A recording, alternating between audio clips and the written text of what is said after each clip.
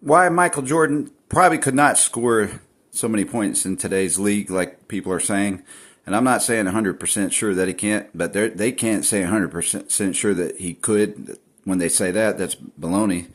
They don't know what they're talking about all the way. Matter of fact, they're just looking at how tough they were, and they think they're tougher than it's male ego speaking a lot of times, male ego or bias or whatever. But I'll give you the reasons why. I have reasons why he probably could not or might not be able to. It's because they changed to his own defense. At some point during LeBron's era, they changed to his own defense. And for a while, I never did think they changed to his own defense to help LeBron. I always thought his own defense, LeBron is the best in history at driving the ball to the basket, according to Skip Bayless, the guy, his biggest critic. And so he admits he's good at driving to the basket. He thinks he's the best ever at driving to the basket and scoring. And the statistics show that he's one of the best for sure. I forget who else competes with him on that. You'd think Michael Jordan or somebody, but I'd like to see who's next on that.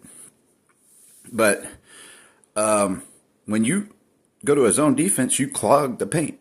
That clogs the paint more. All right. So you have the 3-point shot now. That spreads the floor out. Okay, so my point is there's 2 points. 2 basic points, 3 comes out of this. But Steve Kerr shot 3-pointers when he played with Michael Jordan. I think Kukoc may have shot some threes. I don't remember exactly. I don't know who else shot 3-pointers for him too much. But they didn't shoot 3-pointers back then like they do now to spread the floor. But they had man-to-man defense. When you beat your man on defense, they got to switch to pick you up. So once Jordan beats his man on defense, he's usually got a pretty good path to the basket. They had big men then, and that's my next point. And so we still have some big men, but so they may have actually changed to his own defense to make it harder on LeBron, though. All right? But when you go to his own defense, if Michael Jordan played in today's league, he could not drive to the basket the same way he could back then if they clog up the zone, the lane with zone defense. Sorry. And so that's point number 1, basically. Point number 2.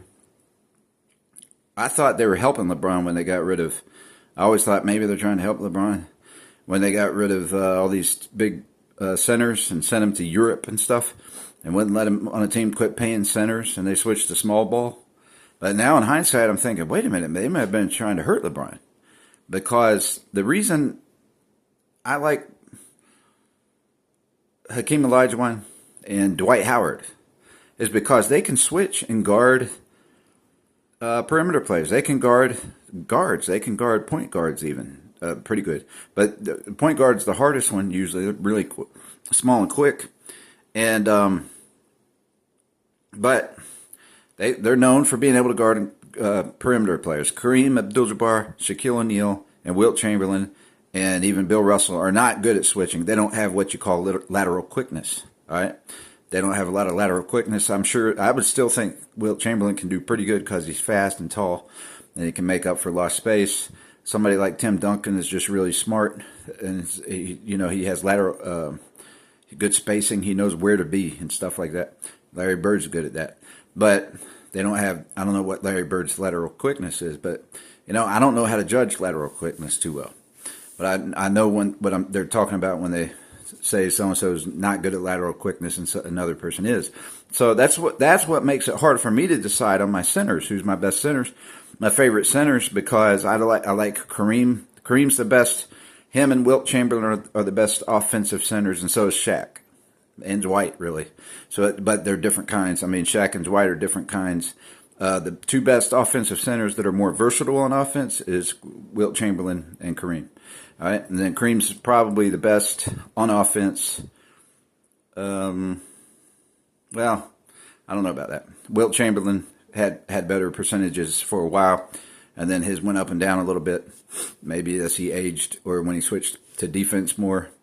He did 1 year on purpose. He did all these assists, and I won't get into that. But to me, it's Wilt Chamberlain and Kareem Abdul-Jabbar are the best offensive centers. Hakeem Olajuwon, Wilt Chamberlain and Hakeem Olajuwon are the best defensive centers. So Wilt Chamberlain's good on both offense and defense. Hakeem Olajuwon is maybe his field goal percentage was down lower than Kareem, Shaq, and Wilt because he may have shot more outside. I can't. I haven't had time to figure that out for sure. But his percentage is not as high as theirs on offense, but it's still a good percentage. So he still had a good field goal percentage. So I usually like to choose Hakeem because the most important thing at center, you want to be shooting at least as good as Hakeem Olajuwon, and defense is the biggest thing on center. If you want a good defensive center, so that's why I have a hard time with Nikola Jokic. He's not known for that, but he's maybe better on offense than even Kareem or Wilt. Well, I don't know about Wilt in his prime, but he's maybe the best offensive center ever, basically, overall, versatile-wise and all that. But, except for maybe slam dunks.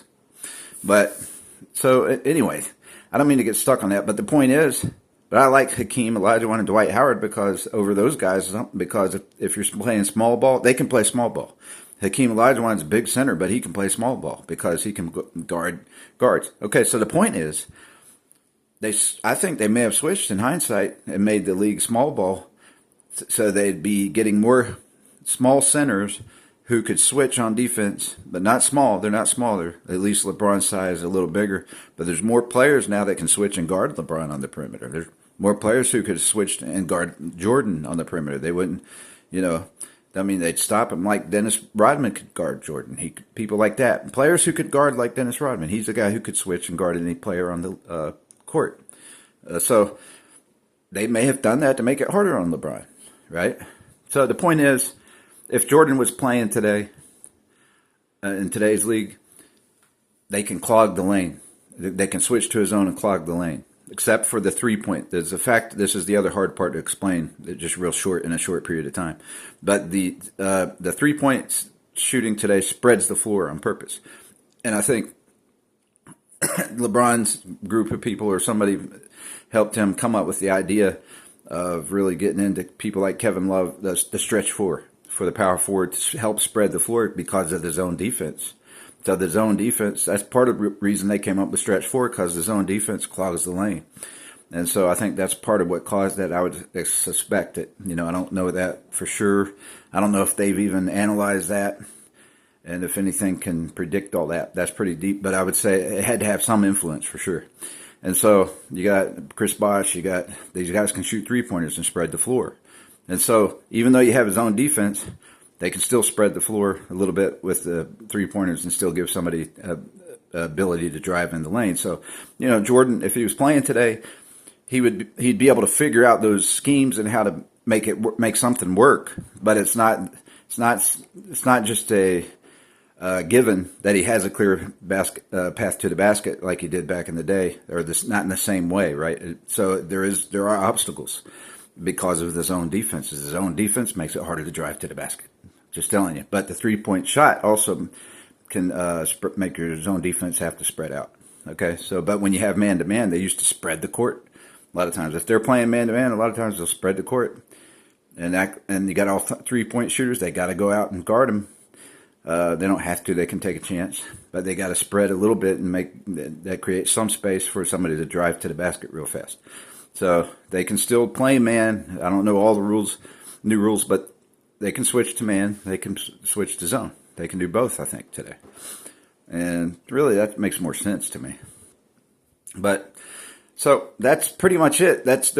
He couldn't just so easily just score because also, like I said, so it's the zone defense. He couldn't drive to the basket the same. It'd be different. And then now luckily he had that jump shot, but so he did have bigger centers back then too, which made it harder to drive to the basket. So they did have Hakeem Olajuwon. They had David Robinson. They had they had people who could block shots, Manute Bol and different people. And so they didn't have as much of that against LeBron, but they had more players who could guard him, go up to guard him, and they also changed to his own defense to make it harder. All right, and it doesn't mean we didn't have any tall players today. LeBron did play still. He's still playing, I think, when Shaq was playing. Yeah, he was. And then the guy, the real tall guy from China? I forgot his name, but he's real tall. He may have still been in the league when LeBron was there. And at first, they still had the big centers when LeBron was there. So LeBron's been here through more than one era, and so he was playing before they had come up with small ball. LeBron played against that stuff, and he was doing good back then. He just didn't have a big two or big three. I don't think at any time I remember him having what you would call a big two even for his first years. Somebody could challenge me on that, and I've never thought of that before exactly. I knew for sure he didn't have a big three, but people complain about him moving to a better team. Why wouldn't anybody come play in Cleveland? Maybe because it was so rigged in a sense that they didn't want him to surpass Jordan in any kind of way. And I'm not saying he's better than Jordan or Jordan's better than him. There's two different styles of play. See, I like LeBron's style of play better than Jordan's because Jordan's style of play is a gamble. It's putting the whole team on his back on offense, mostly, not all the way, and putting a bunch of defensive players around him, which is a good formula if he's always scoring and he can take on that load. And so they took on the gamble and won, but that's not the best way to play basketball, really. That's a gamble. So they did the gamble and they won because they had Scottie Pippen, they had Steve Kerr, they had at one point Dennis Rodman. They didn't have him the first three, I don't think, but you had and so Horace Grant's good. People don't think about who else he had. He had Tony Kukoc was pretty good. I don't forget how good he was or what he was good at. I haven't taken time to study that. But he had players around it, but he had defensive players. When you put Dennis Rodman and Scottie Pippen, those are the two best defensive players in the history of the league on the same team. I mean, pretty close. They're debatably the two best defensive players in the history of the league. Both of them at forward position, by the way, which locks down. A lot of teams have their best player score is at the forward position, so they lock down those, and plus they can switch and guard guards. So defense won for Jordan a lot of the time, and he was able to carry the scoring load, and he kept a high percentage shot. So there's somewhat of a gamble, and Scottie could score good too, pretty good. And then I don't know who else could score much for his teams.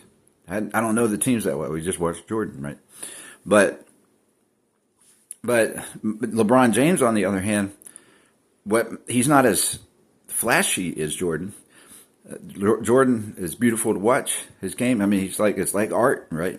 The way he jumps around, moves around. He has all kinds of moves. He can take people one-on-one. He has bigger hands than normal even, and he can palm the ball, hold it in the air, and make people chase it, and move his arm around, with the ball palmed in his hand, and so he can make moves off of that, and spin and go the other way, trick somebody, go the other way while he's palming the ball, and then so that's different, and LeBron can't do that. His hand's not that big. I mean, I'm sure he has big hands and he can palm the ball, but he can't just do it and count on that like Jordan, because it'll slip out of the hand, right? And so, but he's tall, and so he has a fadeaway, more similar to Dirk Nowitzki's that nobody ever gives him credit for. But Dirk Nowitzki, you can't block a shot, and LeBron's a similar way with that, and people ignore that, and that's what Jordan was good at. But he was good at it by jumping backwards. He had to use energy to do it, and LeBron can do it without using so much energy. And so that's an advantage, because his height advantage. And so he does. LeBron has a fadeaway, and he's pretty good at it from certain spots. And he does maybe a few more spots. He has a few more. Jordan was selective about his spots where he could do it. LeBron has more than one spot he could do it from, and so could Jordan. But I think LeBron does it from more spots than Jordan does. And so, but the real difference is, okay, Jordan's better at free throws, no question, and that goes against LeBron in the GOAT debate, and because Jordan can do everything, right? As far as all the skills go. But LeBron can do everything more than Jordan as far as guarding more positions better at the power forward. He can guard the power forward probably better than Jordan, I'm pretty sure.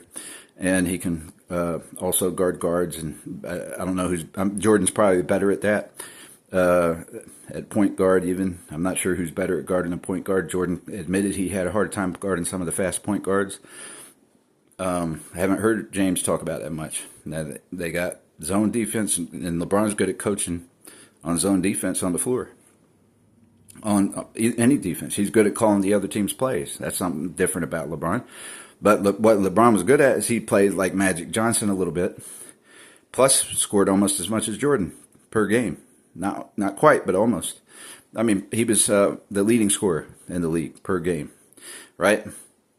Almost every game, really. And so for a long time. Plus was passing the ball like magic. So he had assists. When you count assists, which when you assist somebody, that means they scored on that pass you give him. So he has, if you count his assists points, you can count that as a point. What points he's partially responsible for directly. And his points together, and you count Jordan's assist points plus his points, and you add up the total of Jordan's assists plus points, and LeBron's assists plus points, and LeBron may have more. See, on that, more points, direct points affected by him when you count assist points. All right, in other words, the other person scores it from the pass you gave him. You count that as a point just for the just to see what the effectiveness is, overall effectiveness, and LeBron may have Jordan beat, but not by much because Jordan used himself as a decoy a lot. He was not. He did do that, so he wasn't. He knew he'd get in the double team. Sometimes he could take them on or triple team, but then he passes it to a player and they get the shot. So he didn't have a low assist rate. He had a good assist rate, just not quite as good as LeBron. But LeBron focused on assists, and LeBron may have more turnovers. I don't know about the turnover rate though. He may have a higher turnover rate than Jordan. So you subtract that so LeBron may have more points with assists and scoring if you add them both together. And then Jordan does, and then you take the turnover rate and subtract that from that, and it may be pretty even. So so the overall effectiveness, but then you got the defense. Jordan's a little bit better defensive player one-on-one than LeBron, a little bit, I'd say. I don't think LeBron's a bad defensive player at all. I think that's baloney. The year they graded him the most is when he had that injured hip flexor, and they acted like his whole career was like that. It was not. And so that was not fair to grade him by that year and act like that's his whole career. So that's how he was his whole career? No. All right. So then that was his first year or second year in Los Angeles when he had the hip injury. Some kind of flexor muscle or something. Anyway, so he was good on defense. He's known for chase down blocks on fast breaks. He was good playing fast breaks on offense and defense fast breaks. So LeBron's good at that. But on defense, you have to give LeBron some points for being able to switch and guard power forwards. And whereas Jordan's not going to guard power forwards as much, but he could switch and guard guards and small forwards. He could do it well, and he could guard power forwards too. I've seen him block center. I mean, everybody can do it at some point. But as far as being reliable to do that more, or relied on to do it, LeBron was more relied on to cover more positions than Jordan. And Jordan had Scottie Pippen. Jordan had Scottie Pippen to take the lead players a lot, and a lot of times LeBron's the one, I think, he had let people do it for him too, but he sometimes, he didn't have that relief man to the same level as Scottie Pippen was to Jordan. I'll tell you that.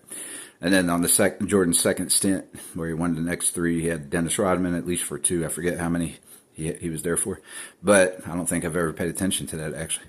But so it's not really a fair argument. So when you add up that LeBron can guard 5 positions, and he plays point guard plus is a scorer, plus gets more rebounds than Jordan. That's another part. So Jordan beats him on the free throws, but LeBron gets more rebounds. That balances it out somewhat. So to me, that balances it out. LeBron covers more positions on defense than LeBron does. I mean, LeBron covers more positions on defense than Jordan does. That kind of evens out the fact that he's not as good a free throw shooter. He's not as bad a free throw shooter as Shaq or Dwight Howard or Wilt Chamberlain. So, I admit,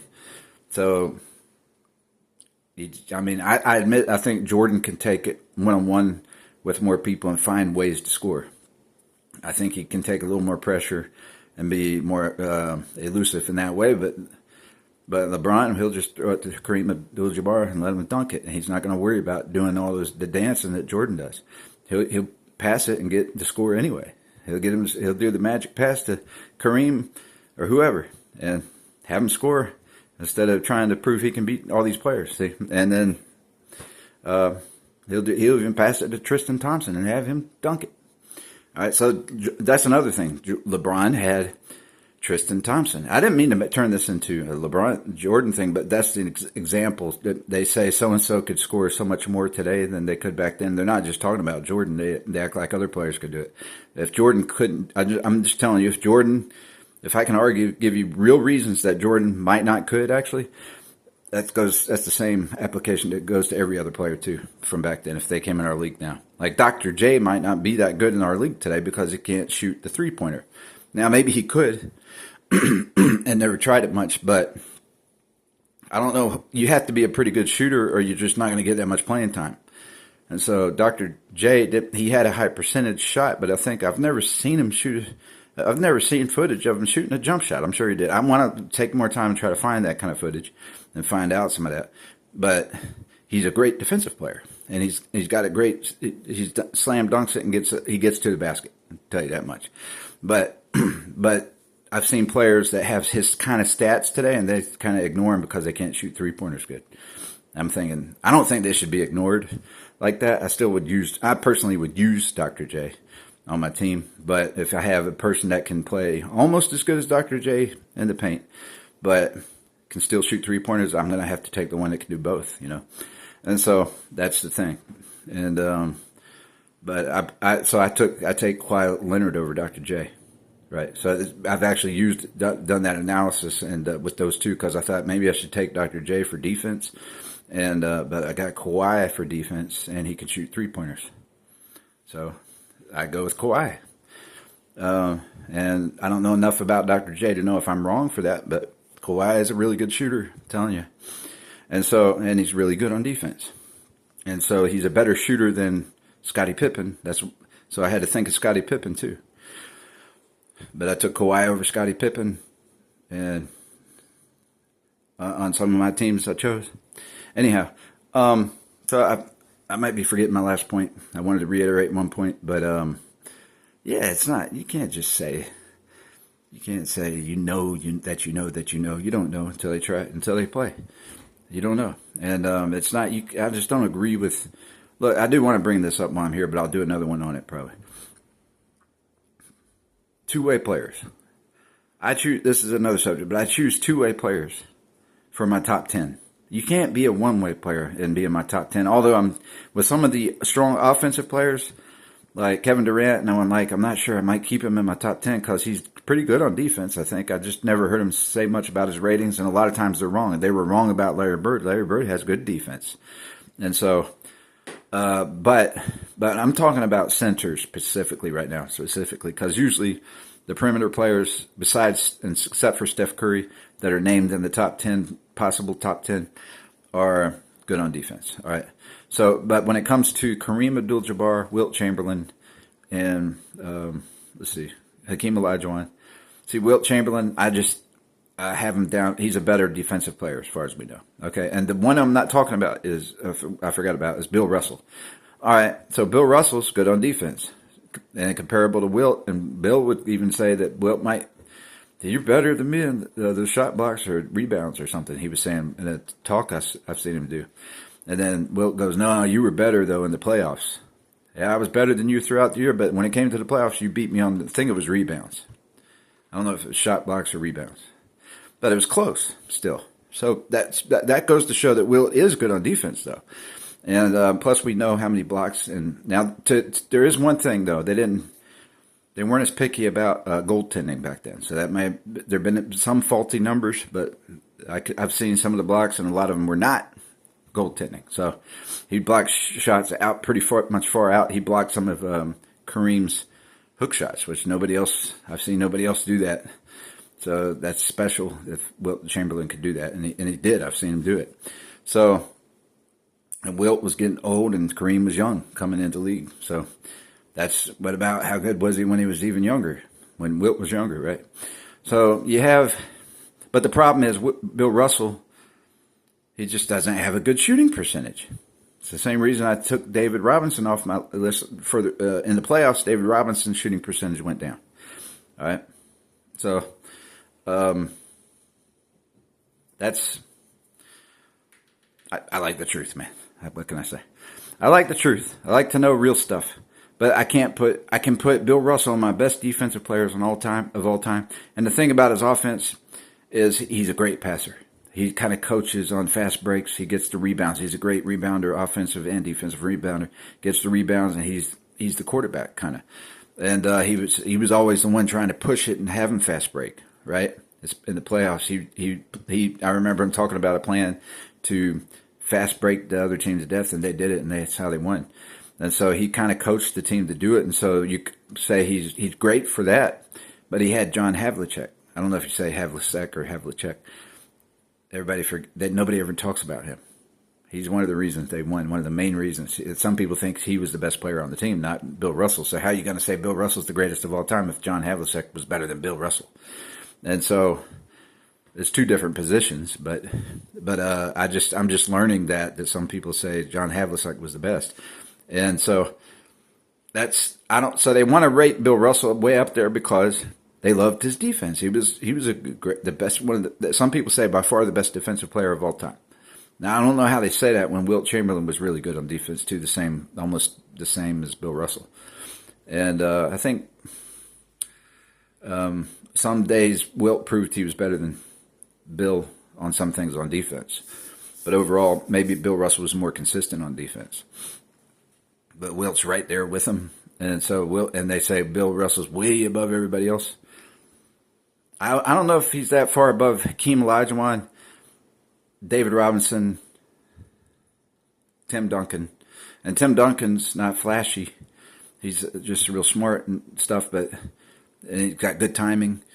But another thing Bill Russell could do, by the way, is when he blocks balls, he'd tip it right into one of his players' hands. He wouldn't just block it. He'd tip it into somebody's hands. And he was good at that, from what I heard about. So, but anyway. But Bill Russell couldn't guard guards up to a level like Hakeem Olajuwon can. So it's harder for me to say, even though Bill Russell's maybe better on defense, according to what people say, but he's not as good at Hakeem at switching and guarding guards and stuff. And that comes in handy. And so that makes it hard for me to choose. But Hakeem Olajuwon's better on offense than Bill Russell.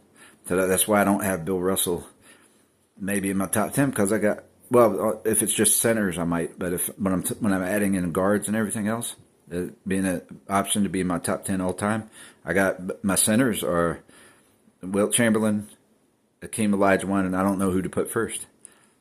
Except that Wilt's better on offense and better on defense in the post, maybe even than Olajuwon. But Olajuwon can switch, so I put Wilt. I got Wilt, but Hakeem Olajuwon can shoot better free throws. So I got Wilt though, Olajuwon. I got. Let's see.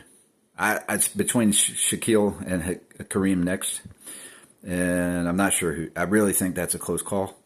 I'm gonna go Kareem for versatility, but it may be consistency. All right. So then we'll go number 4, Shaq, and then number 5 might be Dwight Howard or somebody, But they have other players that they have on the list before that I don't remember all of them. But I'm studied the top ones the most, and I'm like, they got it wrong, man. They got it wrong. You can't say Kareem Abdul-Jabbar is the best when Wilt Chamberlain's a better defensive player, and he's just as good on offense. And you can't say that he's the best when Hakeem Olajuwon's a better defensive player. Now, I could put Kareem in front of Olajuwon. I just don't see putting him in front of Wilt.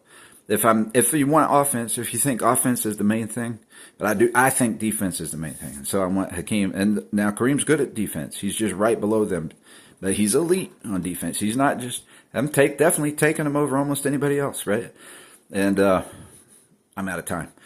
So I got to follow off on that subject. But you can't just say they'll come in today's league and score. There's different hurdles they have to cross today than back then. And there's more running in some ways you have to guard the 3-point shooter a lot harder today. You got to get back. You got to do more running sometimes, unless you're chasing John Stockton. All right, I got to go.